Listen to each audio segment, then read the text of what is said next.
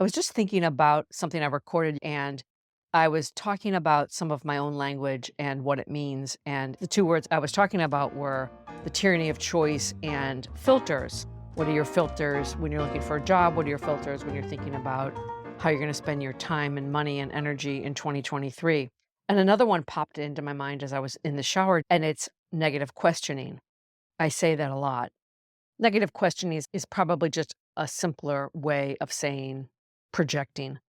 It's funny, projecting is a word I learned late in life. I was probably about 40, and I was working in Italy.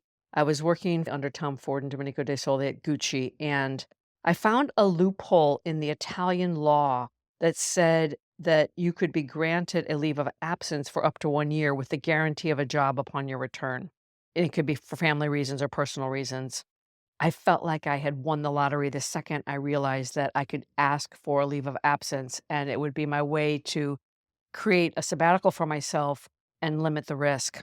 I had been divorced for not even 2 years, and I didn't have a lot of money, but I was longing to sort of make a change, and I had been in Italy for over 15 years at that point, but I didn't have enough money to just walk away from my job, and this law that I found was the perfect opportunity. And I knew in my gut the second I figured it out that it was highly probable that I would be granted a leave of absence for a number of reasons. There's a whole story behind that. It's not relevant to this particular story, except for to say that I did get this leave of absence and I was so excited. The whole thing went down in like 48 hours. I went from working myself to the bone and traveling constantly to suddenly being completely free. I can get emotional just thinking about it now. I had been away from my family for so many years, and I had been working so hard. I had created this sabbatical opportunity for myself, and there's also a whole story behind that, and it has to do with getting really clear about what was important to me in my life at that time. I really did a lot of work. I got up every single morning and I followed this book to the T and I answered all these questions and I started doing morning pages, and I got really clear for the first time in my adult life about what was important to me. And here it was, I figured it out and I was free. Anyway, I was shocked and disappointed and upset by all of the negativity I got when I kind of made this announcement that I was taking a 1 year sabbatical. It was like, where are you going? How can you afford that? What are your goals? What happens if you get to the end of it and you've just wasted the whole year? It was absolutely astounding to me, especially because in my family, we're all always very supportive and excited for one another. And I remember I called my sister and I was like, Pam, I feel like I've got knots in my stomach. I'm kind of losing my confidence. People are like asking me all these things and it's making me really uncomfortable. And she said, Oh, Constance, they're just projecting. And that was the first time I had heard that word. I know that sounds kind of strange right now, but I had never been in therapy and I was quite young. And she said they are projecting their fears and doubts with their questions. You just need to have a simple answer. Tell them you're gonna go work in your family business or go spend time with your family in California or whatever. Just have something very simple to say, and it will immediately stop the negativity. And she was right. So today I don't really use the word projecting as much as negative questioning. It is really astounding to me how people can formulate negative questions. One of my friends recently moved from New York to California, and people were saying things to him like, well, isn't it more expensive to live in California than New York? I mean, why would you say to someone something like that?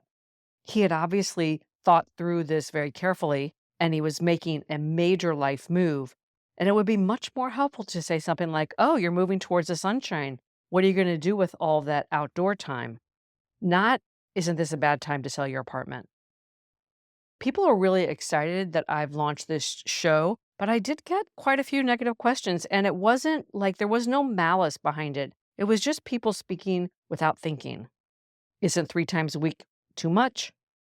How are you going to have so much to say? Have you mapped out everything you're going to say? How are you going to get listeners?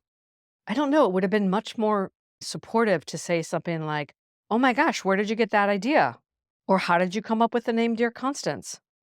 It doesn't matter. I'm just trying to make the point that it's really helpful if you can stop yourself before you speak. It's a little bit back to why am I talking?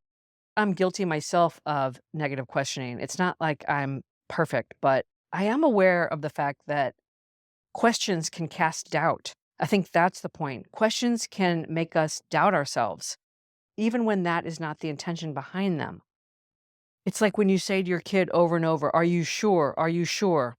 A child needs to figure that out. It's much better to say something like, "Have you thought about this? Have you considered this?" But when you say, "Are you sure?" it does cast a little bit of doubt. Or better said, it can cast doubt. It can make someone uncomfortable.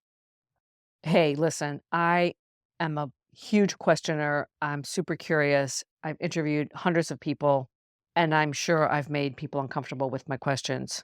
I'm simply sharing this because I've noticed it a lot recently, and I've been reflecting on how to catch myself to be sure I'm asking a question that is supportive and enthusiastic, especially when somebody is telling me that they've made a decision or they're making a change.